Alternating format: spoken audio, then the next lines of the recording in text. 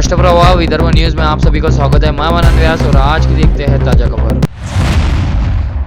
BJP विधायक सुरेश दस ने भीड़ मार्च में पंकजताई स्वर्गीय देशमुख के घर क्यों नहीं गई, ये सवाल करते हुए मुंडे बहन भाई की कड़ी आलोचना की। भीड़ के मसाजोक गांव के सरपंच संतोष देशमुख की हत्या हुए कई दिन बीत चुके हैं, लेकिन अभी तक मुख्य आरोपियों को गिरफ्तारी नहीं हो पाई है। इसी उद्देश्य से आज भीड़ शहर में एक सर्वदलीय मार्च का आयोजन किया गया। इस मार्च में विभिन्न दलों के विधायक, सामाजिक संगठनों के पदाधिकारी और आम लोग शामिल हुए। इस समय सबका रुख धनंजय मुंडे की कार्यशैली पर था। एनसीपी विधायक प्रकाश सोलंकी ने सीधे तौर पर धनंजय मुंडे के इस्तीफे की मांग की। इस मौके पर विधायक सुरेश दस ने कहा, 12 दिसंबर को गोपीनाथ मुंडे की जयंती के लिए आप गोपीनाथगढ़ आई, लेकिन आप संतोष देशमुख के घर क्यों नहीं गई? गोपीनाथ मुंडे ने अपने समय में वर्ली मटका व्यवसाय पर रोक लगाई, मुंबई में गैंगवॉर रोकने में प्रयास किए। मैंने उनके साथ 10 साल तक काम किया, लेकिन आपके साथ का अनुभव अलग है। पंकजा मुंडे को अच्छे लोग नहीं चाहिए, उन्हें जी हजूरी वाले लोग अच्छे लगते हैं, लेकिन हम राजनीति छोड़ देंगे, लेकिन जी हजूरी नहीं करेंगे। वही सर्वदलीय मार्च में राष्ट्रवादी अजित पवार गुट के विधायक प्रकाश सोलंकी भी शामिल हुए। प्रकाश सोलंकी ने मांग की कि जब तक संतोष देशमुख मामला सुलझ नहीं जाता और आरोपी को मौत की सजा नहीं मिल जाती, तब तक मुंडे को मंत्री पद से हटाया जाना चाहिए। पिछले 5 साल में धनंजय मुंडे पालक मंत्री थे, तब पंकजा मुंडे ने कहा था कि धनंजय मुंडे ने पालक मंत्री का पद किराए पर दिया है, इसे वाल्मीकि कराड़ को ही किराए पर दिया गया था। प्रकाश सोलंकी ने यह भी आरोप लगाया कि उन्होंने इसके जरिए बीड जिले में अपना साम्राज्य फैलाया। माझा सवाल आहे आमच्या पंकुताईंना, पंकुताई मला सवाल आहे तुमचा।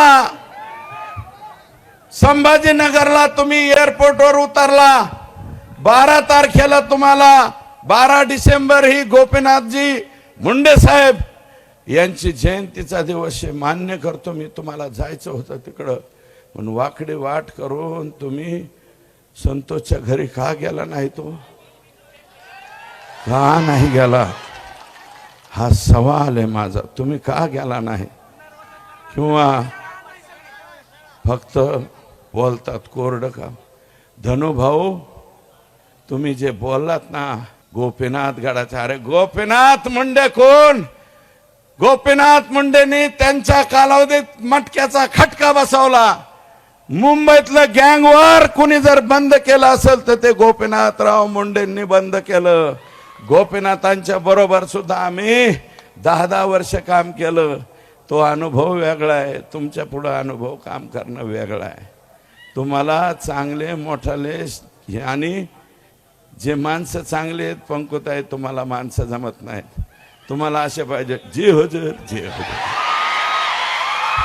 संतोष देशमुख यांची हत्या होऊन आज 19 दिवस झाले, तरी सुद्धा काही आरोपी अद्याप मोकाट आहेत, त्यांना अटक झालेली नाही।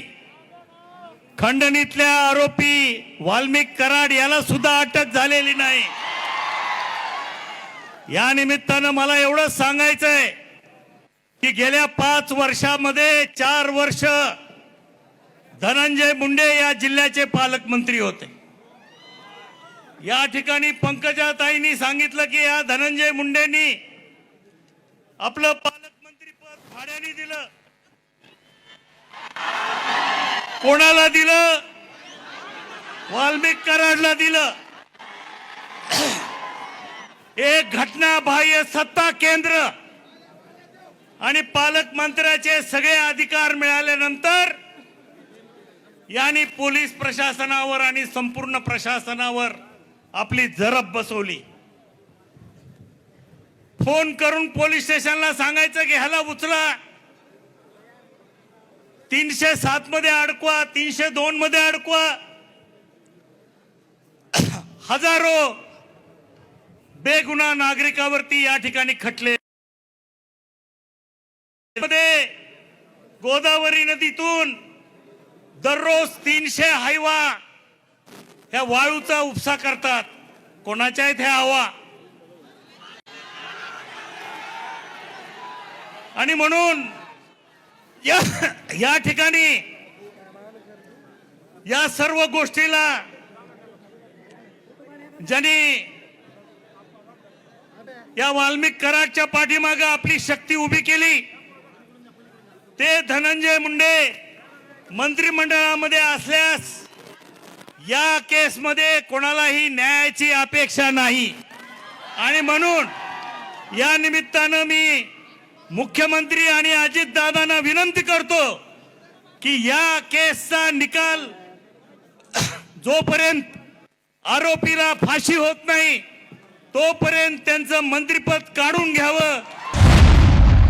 मसाजोग के दिवंगत सरपंच संतोष देशमुख और परभनी के दिवंगत सामाजिक कार्यकर्ता सोमनाथ सूर्यवंशी के परिवारों को न्याय दिलाने के लिए अमरावती शहर के डॉक्टर बाबा साहेब आम्बेडकर की प्रतिमा के पास विभिन्न संगठनों की ओर से एक दिवसीय धरना दिया गया। इस आंदोलन में पूर्व विधायक और प्रहार जनशक्ति पार्टी के अध्यक्ष बच्चू कडू शामिल हुए। इस बीच बच्चू कडू ने राज्य सरकार की कड़ी आलोचना की है और सरकार को चुनौती दी है। बच्चू कडू ने कटु स्वर में कहा, हमारे यहाँ कहावत है कि सत्ता के आगे होशियारी नहीं चलती। मुख्यमंत्री को मेरी चुनौती है कि अगर इस कहावत को सच नहीं करना है तो बहुत पारदर्शिता से कार्रवाई करनी चाहिए और अगर कोई कार्रवाई नहीं करनी है तो साफ साफ कह देना चाहिए कि हाँ, ये हमारे गुंडे हैं। इन दुर्भाग्यपूर्ण घटनाओं पर पारदर्शिता से कार्रवाई होनी चाहिए। लोगों को यह बताना जरूरी है कि सत्य महत्वपूर्ण है, सत्ता नहीं। बच्चू कडू ने सरकार को चेतावनी देते हुए कहा कि अन्यथा सरकार को कल बड़ा परिणाम भुगतना पड़ेगा। बच्चू कडू अब सीधे तौर पर आंदोलन में कूद पड़े हैं और मसाजोग और भीड़ की घटनाओं को लेकर सरकार पर निशाना साधा है। वही किसान कर्ज माफी और चरवाहों को न्याय दिलाने के लिए आंदोलन की चेतावनी दी है। एक तर रस्त्यावरची गुंडागर्दी आणि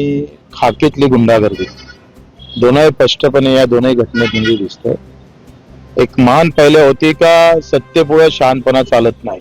जे काही मुख्यमंत्री देवेंद्रजी फडणवीस आहे आणि त्यांचे काही मंत्रिमंडळ आहे त्यांना माझं आव्हान आहे का तुम्ही जर हे मन अधोरेखित करायचे असेल आणि नसेल तर कारवाई अतिशय स्वच्छपणे झाली पाहिजे आणि करायचीच असेल तर स्पष्ट सांगितलं पाहिजे का होय आमचेच गुंडे आहे, आम्ही अधिक दोन मारू। सत्ता असेल तर ते दाखवूनच देऊ असं तरी एकदा सांगितलं पाहिजे। नाहीतर झालेल्या घटनेवर स्वच्छ आणि मला वाटतं अतिशय पारदर्शक कारवाई होणं गरजेचं आहे।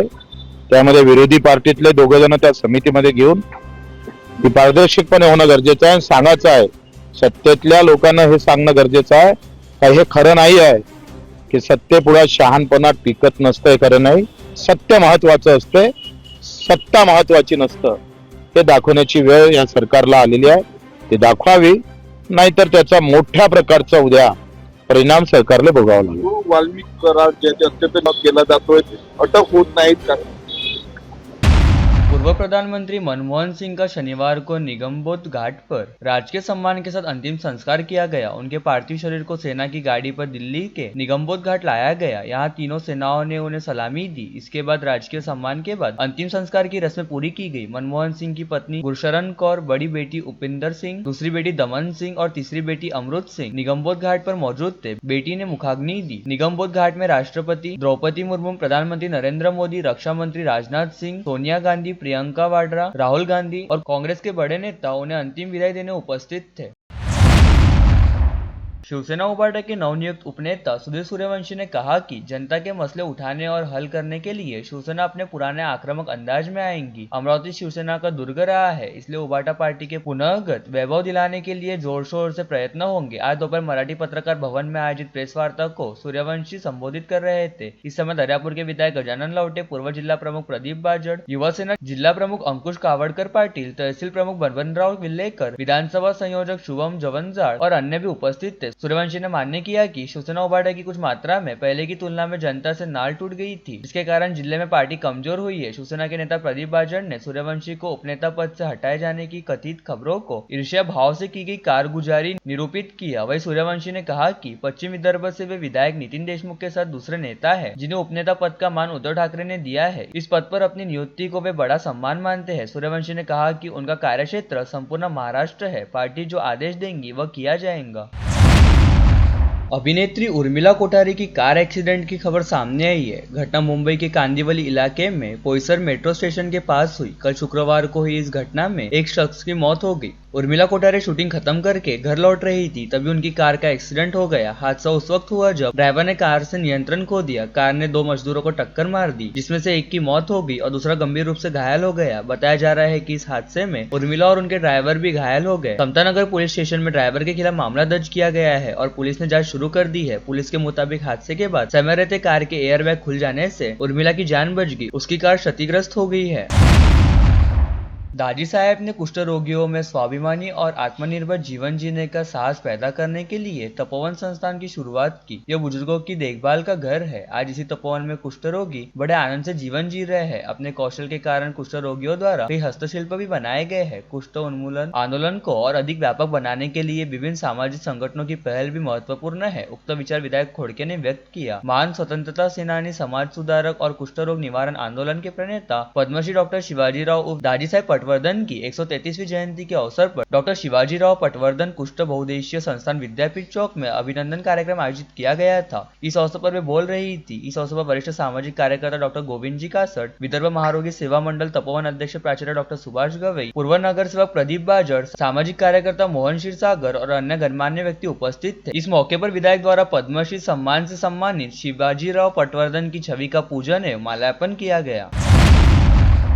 उत्तर प्रदेश में एक नई गैंग तैयार हुई है। इस गैंग का नाम लुटेरी दुल्हन है। उत्तर प्रदेश के ग्रेटर नोएडा पुलिस में ऐसी 4 शिकायतें दर्ज कराई गई। इसी के अनुरूप पुलिस की जांच भी चल रही थी। जो सबूत उपलब्ध थे वे इस गिरोह का पर्दाफाश करने के लिए पर्याप्त नहीं थे। पुलिस के लिए कदम उठाने के लिए इस गैंग के झांसे में आई एक महिला की शिकायत ही काफी थी। जांच के बाद लुटेरी दुल्हन गैंग की कार्यप्रणाली देख पुलिस भी हैरान रह गई। इस गिरोह की कार्यप्रणाली बहुत सीधी थी। पहले वे गरीब और जरूरतमंद अकेली महिलाओं को जासूसी करते थे। वे उन्हें शादी और पैसों का लालच देते थे। फिर इन महिलाओं को उन युवकों की जासूसी करने के लिए भेजा जाता जो शादी के लिए प्रयासरत है पर शादी की उम्र पार कर चुके हैं। उसके बाद उनके गिरोह से रिश्तेदार का पूरा समूह खड़ा हो जाता। युवक के परिवार से बातचीत कर शादी तय की जाती। ये गैंग यही नहीं रुकती, दोनों की ठीक से शादी कराई जाती। इसके बाद नवविवाहित दुल्हन 7 दिनों के लिए अपने मायके जाने के लिए निकलती है। वह शादी के सारे गहने साथ लेकर जाती है, लेकिन फिर कभी ससुराल वापस नहीं आती। लड़के वाले अपनी बहू की तलाश करते लेकिन उन्हें उनकी बहू कहीं नहीं मिलती। यह कहानी फिल्म कथानक के जैसी है। यह कहानी सच्ची है। ऐसे में पुलिस का अनुमान है कि इस गिरोह ने कई लोगों को चूना लगाया है। गिरोह के खिलाफ अब तक 4 शिकायतें दर्ज की गई है। इसी भी धोखे से गिरोह में शामिल की गई एक महिला ने पुलिस में शिकायत दर्ज कराई तो पुलिस ने गिरोह के 4 सदस्यों को गिरफ्तार कर लिया। गिरफ्तार किए गए चारों की पहचान प्रदीप भारद्वाज, आमिर हासिफ, संतोष और मालती देवी के रूप में हुई है। पुलिस ने बताया कि प्रदीप इस गैंग का मास्टरमाइंड है और बुलंदशहर का रहने वाला है, जबकि बाकी 3 लोग अलीगढ़ के रहने वाले हैं। यह गिरोह वर्ष 2015 से इस तरह की फर्जीवाड़े की गतिविधियों को अंजाम दे रहा है और मुख्य रूप से अलीगढ़ और बुलंदशहर इलाके में सक्रिय था। हमारे पास यह आंकड़े नहीं है कि इस गिरोह ने अब तक कितने लोगों को ठगा है, लेकिन हमें उत्तर प्रदेश में 4 स्थानों पर उनके द्वारा धोखाधड़ी की शिकायतें मिली है। इसके अलावा प्रदीप और आमिर की पत्नी यहाँ भी प्रमुख सदस्य है। गिरोह को पहले ही एक मामले में गिरफ्तार किया जा चुका है। पुलिस ने यह भी जानकारी दी। स्थानीय गांधी चौक पर गत रोज सुबह 11 बजे के आसपास 2 वाहनों के बीच मामूली टक्कर के चलते कार चला रही महिला और मवेशी लदे महिंद्रा मैक्स वाहन के चालक के बीच झगड़ा होने लगा। इस दौरान रोजंदारी काम की तलाश हेतु गांधी चौक पर खड़े अब्दुल शफी अब्दुल खालिक ने बीच बचाव करने का प्रयास किया तो एक अज्ञात व्यक्ति ने उस पर धारदार हथियार से वार किया, जिसकी वजह से अब्दुल शफी का एक कान कटकर शरीर से अलग हो गया। अब्दुल शफी हमेशा की तरह गवंडी काम की खोज हेतु गांधी चौक पर खड़ा था, जहाँ पर नागपुर गेट पुलिस थाना क्षेत्र अंतर्गत रहने वाले एक अज्ञात व्यक्ति भी काम की तलाश में पहुंचा था। इसी समय गांधी चौक में महिंद्रा मैक्स व एक कार की थोड़ी टक्कर हो गई और दोनों वाहन चालकों के बीच विवाद होने लगा तो अब्दुल शफी व उक्त अज्ञात व्यक्ति इस झगड़े में मध्यस्थता करने के लिए गए और वह अज्ञात व्यक्ति मामले में बिना बहस हस्तक्षेप करने लगा, जिसे लेकर अब्दुल शफी ने उसे समझाने का प्रयास किया तो उक्त अज्ञात व्यक्ति ने अचानक ही धारदार हथियार निकालकर अब्दुल शफी पर धावा बोल दिया। इस समय पहले 2-3 बार तो अब्दुल शफी ने बचा लिए, लेकिन चौथा बार अब्दुल शफी के कान पर लगा और उसका कान कटकर शरीर से अलग हो गया, जिसके बाद उक्त अज्ञात व्यक्ति वहां से फरार हो गया। पश्चात इस मामले में घायल अब्दुल शफी को परिसर वासियों ने ऑटो में बिठाकर कोतवाली पुलिस थाने पहुंचाया और उसे जिला सामान्य अस्पताल में भर्ती कराया गया। पुलिस मामले की जांच कर रही है। कल अमरसुख बिल्डर के संचालक राजेश तलरेजा ने मनपा आयुक्त के नाम जारी ज्ञापन में आरोप लगाया था कि उनके द्वारा 6 वर्ष पहले प्रोफेसर कॉलोनी में बनाए गए जानकी रेसिडेंसी नामक अपार्टमेंट को लेकर झूठी शिकायतें करते हुए किरण गुर्दे उनसे धन उगाही करने का प्रयास कर रहे हैं। ऐसे में खुद पर लगे आरोपों को लेकर स्पष्टीकरण देने के साथ ही पलटवार करते हुए किरण गुर्दे ने बताया है कि राजेश तलरेजा ने मनपा के कुछ अधिकारियों के साथ मिलीभगत करते हुए जानकी रेसिडेंसी में मंजूर नक्शे के अलावा बड़े पैमाने पर अतिरिक्त निर्माण किया है। साथ ही इमारत के पीछे सरकार द्वारा बगीचे के लिए आरक्षित जगह पर निर्माण करने के साथ ही गंदे पानी के निकासी हेतु योग्य उपाय योजना नहीं की गई है, जिससे परिसर वासियों को काफी तकलीफों का सामना करना पड़ रहा है। इसके बारे में शिकायत मिलने पर उन्होंने इस संदर्भ में मनपा आयुक्त व सहायक संचालक नगर रचना कार्यालय के पास शिकायत दी है, जिसके बाद मनपा प्रशासन ने बकायदा जाँच शुरू करते हुए राजेश तलरेजा सहित जानकी रेसिडेंसी में रहने वाले फ्लैट धारकों के नाम नोटिस जारी की है। इससे बौखलाकर राजेश तलरेजा अब फिरौती मांगे जाने के झूठे आरोप लगाए हैं। राज्य के भेड़बाल बंधुओं ने हाल ही में महाराष्ट्र के मुख्यमंत्री देवेंद्र फडणवीस को एक ज्ञापन सौंपकर उनसे चरवाहों की समस्याओं का समाधान करने का अनुरोध किया है, लेकिन आज तक महागठबंधन सरकार ने उनकी मांगों के समाधान के लिए कोई ठोस कदम नहीं उठाया है। इसलिए चरवाहों ने सरकार को उग्र आंदोलन की चेतावनी दी है। पूर्व मंत्री महादेव जानकर और बच्चू कडू ने चरवाहों की मांगों का समर्थन किया है और उनके साथ खड़े होने का फैसला किया है। चरवाहा भाइयों ने शनिवार को यहां आयोजित एक संवाददाता सम्मेलन में यह जानकारी दी। प्रेस वार्ता में चरवाहा बंधुओं ने चरवाहों की बात को गंभीरता से लेते हुए 8 दिन के अंदर उचित कार्रवाई नहीं करने पर संभागीय आयुक्त कार्यालय के सामने वाड़ा आंदोलन की चेतावनी दी। प्रेस कॉन्फ्रेंस में तुकाराम यमगर, महादेव पोकले, अनिल चोरमले, अवधूत कोराडकर, गुलाब थोमरे, भाऊराव थोमरे, धनराज गोरे, कालू यमगर आदि उपस्थित थे। लेटेस्ट न्यूज देखने के लिए राष्ट्र